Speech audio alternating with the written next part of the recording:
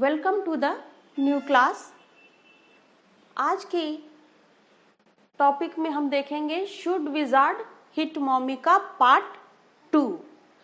लेकिन पार्ट 2 शुरू करने से पहले अब्दुल कलाम जी की एक लाइन मुझे याद आ रही है कि if you want to shine like a sun, if you want to shine like a sun, you have to burn like a sun first। अगर आप सूरज की तरह चमकना चाहते हैं तो सूरज की तरह जलना भी पड़ेगा। कहने का मतलब ये है कि अगर आप कठिन परिश्रम करेंगे, सूरज की तरह जलेंगे, तभी अपने भविष्य को चमका पाएंगे। तो लास्ट क्लास में हमने देखा था कि शुड विजार्ड हिट मॉमी, जिसको लिखा है जॉन अपडाइक ने। इस कहानी में कहानी के अंदर एक कहानी है, यानी कि एक पिता जिनका नाम है जैक अपनी बेटी को एक कहानी सुनाते हैं। कहानी का एक बेसिक आधार है जिसमें हर कहानी का हीरो रोजर होता है। लास्ट क्लास में हमने देखा कि कहानी का हीरो है रोजर स्कंक।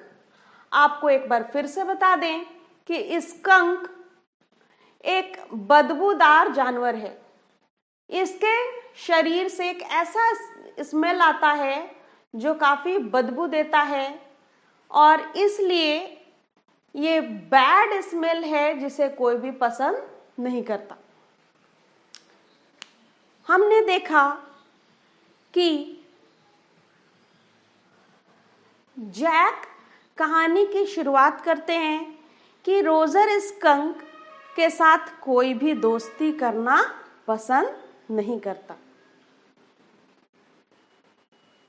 कहानी आगे बढ़ती है कि जब कभी भी रोजर स्कंक जंगल के दूसरे जानवरों के साथ खेलने के लिए जाता, दूसरे जानवर कहते, ओह आह बदबूदार स्कंक आ गया, भागो, और सारे जानवर भाग खड़े होते। रोजर स्कंक जंगल में अकेला खड़ा रह जाता और उसके आंखों से आंसू छलक पड़ते। वो अपने आप को काफी तन्हा, काफी अकेला महसूस करता है और एक पेड़ के पास जाकर खड़ा हो जाता है। जब जैक कहानी सुनाते हैं कि रोजर स्कंक काफी दुखी है, तो बच्ची छोटी जो कहानी को सुन रही है वो भी दुखी हो जाती है, क्योंकि कहानी का हीरो दुखी हो गया है। जो की मां क्लेयर लिविंग रूम में वुड वर्क का काम कर रही है और नीचे से कुछ खिसकाने की आवाज आती है। जैक कहानी को बीच में ही छोड़कर आगे जाना नहीं चाहते अपनी वाइफ की हेल्प करने, और वो कहानी सुनाने में जुट जाते हैं। रोजर स्कंक रोते रोते एक उल्लू के पास जाता है, जो चूंकि कहानी का बेस जानती है कि हर कहानी में एक उल्लू होता है, और वह उल्लू उसे एक सलाह देता है कि वह विजार्ड के पास जाए। छोटी बच्ची चिल्लाना शुरू करती है, the wizard, the wizard. Jack कहते हैं कि तुम चुपचाप कहानी सुनो, और वो कहानी आगे सुनाना शुरू करते हैं। स्कंक उल्लू के पास जाता है जो कि पेड़ के ऊंची चोटी पर बैठा होता है। उल्लू स्कंक से पूछता है कि स्कंक, क्या बात है, तुम रो क्यों रहे हो, तुम इतने दुखी क्यों हो? स्कंक कहता है कि मेरे शरीर से बदबू आती है और अगर मेरे शरीर से बदबू आती है तो इसमें मेरी क्या गलती है? उल्लू कहता है कोई गलती नहीं है। तो स्कंक कहता है तो सारे बच्चे, सारे जंगल के जानवर मेरे साथ खेलते क्यों नहीं हैं? उल्लू कहता है बहुत बहुत बुरी बात है। उल्लू सोचता है, बहुत सोचता है और कहता है विजार्ड, तुम विजार्ड के पास क्यों नहीं जाते? स्कंक चाहता है अब विजार्ड के पास जाना, क्योंकि उल्लू का ये कहना है कि विजार्ड के पास एक जादुई छड़ी होती है और इस जादुई छड़ी से वो सबकी समस्या का समाधान करते हैं। अब स्कंक आगे बढ़ता है और विजार्ड के पास जाने की कोशिश करता है। जैसे ही कहानी में विजार्ड का नाम आता है, यानी कि मैजिशियन, हिंदी में जादूगर, जो के सामने जैसे ही जादूगर का नाम आता है, जो अपने पिता से एक सवाल कर बैठती है। जैसा कि हम जानते हैं कि छोटी बच्ची अब बहुत ज्यादा छोटी नहीं रह गई है, वो तुरंत कहानी के बीच से एक सवाल करती है, डैडी। डैडी कहते हैं what? Are magic spells real? यानी कि जो मैजिक स्पेल्स करते हैं जादूगर, मंत्र का जो उच्चारण करते हैं जादूगर, जो मंत्र पढ़ते हैं, क्या वो रियल होता है? ये क्वेश्चन है। यानी कि जादूगर जो भी मंत्र पढ़ते हैं और मंत्र पढ़ते ही चीजें गायब हो जाती हैं, क्या सच में होते हैं? जैक अब ये सोचते हैं कि मेरी छोटी बच्ची बड़ी हो गई है। This was a new phase, ये एक नई अवस्था थी। जस्ट लास्ट मंथ, पिछले महीने से ही जो ने कहानी के बीच से सवाल करना शुरू कर दिया है। और ना ही सिर्फ वो सवाल करती है, बल्कि सवालों का वेरिफिकेशन भी करती है। जब एक बार जैक ने बताया था कि स्पाइडर्स ईट बग्स, जो मकड़े होते हैं वो छोटे छोटे बग्स को खाते हैं, छोटे कीड़ों को खाते हैं, यानी दीमक या खटमल को खाते हैं। तो वो अपनी मम्मा के पास गई और मम्मा से पूछती हैं कि आर दे रियल? यानी सिर्फ सवाल नहीं करते, सवाल का जवाब पिता ने गलत दिया है या सही है दिया है, इसका वेरिफिकेशन भी करवाती है। और जब उनकी मम्मा क्लेयर ने एक बार उस बच्ची से कहा था कि God was in the sky and all around us, all around them, तो वो अपने पिता के पास जाती है और वो पूछती है कि क्या सच में भगवान आसमान में होते हैं और हमारे चारों तरफ भी होते हैं? जब पिताजी ने कहा कि हाँ, भगवान आसमान में होते हैं और हमारे चारों तरफ भी होते हैं, तब जो को लगा कि शायद मम्मा सही कह रही हूं। लेकिन फिर भी उसके दिमाग में कुछ ना कुछ क्वेश्चन बन रहा है। यानी कि जो छोटी बच्ची है, जो वो ग्रोइंग पीरियड में है, यानी कि उसका जो माइंड है वो डेवलप कर रहा है। वो सवाल करती, आर मैजिक स्पेल्स रियल? पिताजी कहते हैं कि they are real in stories, कहानियों में मैजिक स्पेल्स रियल होते हैं, रियल लाइफ में रियल नहीं होते।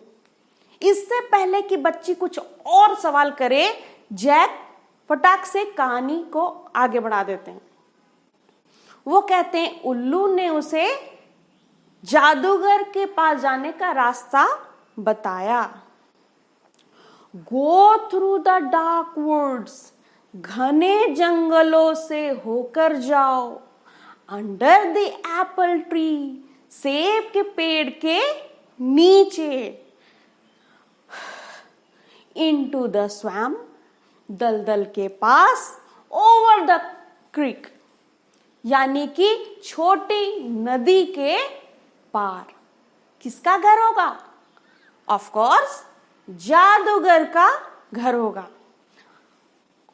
छोटी बच्ची तुरंत पूछती है, व्हाट्स अ क्रिक? ये क्रिक क्या होता है पापा? डैडी उनको बताते हैं कि अ लिटिल रिवर। क्रिक का मतलब होता है एक छोटी सी नदी। क्रिक मीन्स छोटी नदी, रिवर। और स्वैम्प का मतलब है दलदल। यानी कि जादूगर के घर जाने के लिए उन्हें 4 चीजों से गुजरना होगा। रोजर स्कंक को 4 चीजों से गुजरना होगा। घना जंगल, apple tree, creek and swamp. आगे कहानी हम बढ़ाते हैं। जैसा कि हम जानते हैं कि जैक मास्टर है स्टोरी टेलर के। Jack is the master of story telling. कहानी सुनाने में मास्टर है। और कहानी सुनाने में बहुत ही बारीकियों का यूज करते हैं और पूरी तरह से एक मास्टर हैं, बेहतरीन कथाकार हैं। एक तरह से वो कहानी को हमेशा रियलिटी में कन्वर्ट करने की कोशिश करते हैं। वो चाहते हैं कि बच्चे जब कहानी सुने तो कहानी सिर्फ सुने नहीं, बल्कि उसके दिमाग में एक पिक्चर चले, जिससे कि कहानी जो है ना सिर्फ रियल लगे बल्कि लाइवली भी लगे, जीता जागता लगे। जब हम कहानी सुनते हैं और कहानी में हमारे पास आता है एप्पल ट्री, तो हम एक पेड़ की कल्पना कर बैठते हैं जिसमें सेब लटके हो। जब कहानी में दलदल आता है तो हम लोग कीचड़ से भरे रास्ते या फिर कीचड़ से भरी नदी को देखते हैं, जो कि एक दलदल को दर्शाता है। और जब हम लोग जादूगर का नाम सुनते हैं तो बिल्कुल जादू की छड़ी और उस प्रकार का एक इंसान, जिस भी इंसान को जादूगरी करता हुआ हमने देखा हो, उसका एक फोटो बनता है हमारे दिमाग में। और इस प्रकार से अगर हमें चीजें समझ में आती हैं तो उस चीज की पिक्चर हमारे दिमाग में जरूर बनती है। और जब हमें चीजें समझ में नहीं आती तो पिक्चर हमारे दिमाग में नहीं बनता। रोजर स्कंक नदी पार करता है और तुरंत उसको एक सफेद रंग का घर मिल जाता है।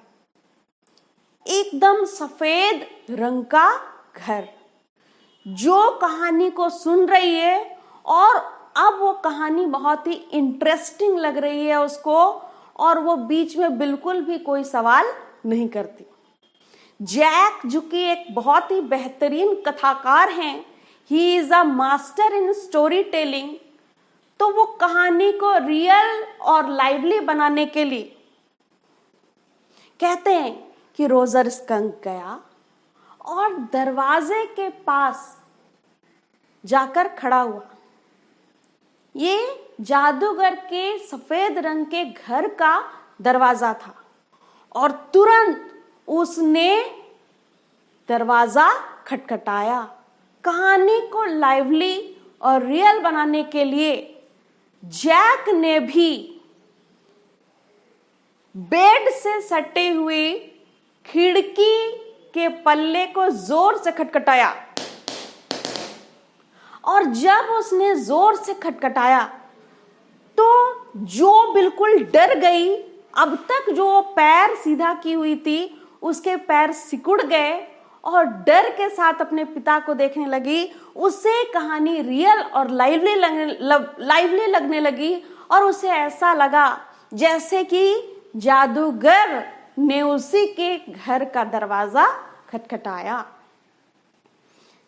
जैक ने तुरंत अपनी कहानी को आगे बढ़ाया और दरवाजा जैसे ही खटखटाया गया, एक सफेद रंग की लंबी सी दाढ़ी जो उसके पैर को छूती थी और सर पर एक नुकीली टोपी लगाए हुए इंसान बाहर आया और उसने कहा, व्हाट दिस? क्या है? What is this? Roger skunk के शरीर से बदबू आ रही थी, जो जादूगर ने भी महसूस किया, और उसने अपने नाक को सिकोड़ते हुए इस प्रकार की आवाज में उससे बात की। रोजर स्कंक ने कहा कि बुद्धिमान उल्लू ने मुझे आपके घर का रास्ता बताया और वो उल्लू कहता है कि आप मेरी मदद कर सकते हैं। जादूगर कहता है, ठीक है, अंदर आ जाओ। देखो, ज्यादा नजदीक मत आना, दूर ही खड़े रहना। रोजर स्कंक अपनी समस्या जादूगर को कहता है और वो चाहता है कि उसके शरीर से जो बदबू आती है उसको दूर कर दिया जाए। जादूगर अपने घर में अपने सारे जादू के सामानों को बिखेर कर रखा हुआ होता है। वो अपने जादू के सामानों में से ढूंढता है एक छड़ी और छड़ी निकालकर वह रोजर स्कंक से पूछता है, रोजर स्कंक, बताओ बताओ, तुम्हें कौन सी खुशबू चाहिए? कौन सी खुशबू चाहिए तुम्हें? रोजर सोचता है, बहुत सोचता है और कहता है, रोजेस, मुझे गुलाब की खुशबू बहुत पसंद है। जादूगर खुश होता है और कहता है, अच्छी बात है। अब रोजर स्कंक जो है वो चुपचाप खड़ा हो जाता है और जादूगर अपनी आंखों को रोजर स्कंक की आंखों के ठीक सामने रखता है और आंखों के सामने रखता हुआ वो मंत्र का उच्चारण करता है। मंत्र कुछ इस प्रकार से है, आब्राकाडाब्री होकस पू, Roger skunk, how do you do? Roses, boses, pull an ear. Roser skunk, you never fear. Bingo! जैसे ही जादूगर जादुई मंत्र पढ़ता है और रोजर स्कंक के सामने बिंगो कहता है, रोजर स्कंक का सारा शरीर पूरी तरह से खुशबूदार हो जाता है। इतना बोलते ही जैक जो का चेहरा देखने लगते हैं। जो का चेहरा बिल्कुल अपनी मां की तरह है। जिस प्रकार से जैक कॉकटेल पार्टीज में जाते हैं और जब भी कॉकटेल पार्टीज में वो जाते हैं और शराब पीते हैं तो उनकी वाइफ का चेहरा बाहर से खुश दिखाई देता है, फेनिंग प्लीजर, लेकिन अंदर ही अंदर वो खुश नहीं होती। ठीक उसी प्रकार से जो का चेहरा भी हल्की सी मुस्कान लिए हुए है, उसके नाक जो है वो पूरी तरह से फूलते और फैलते हुए से नजर आ रहे हैं। कॉकटेल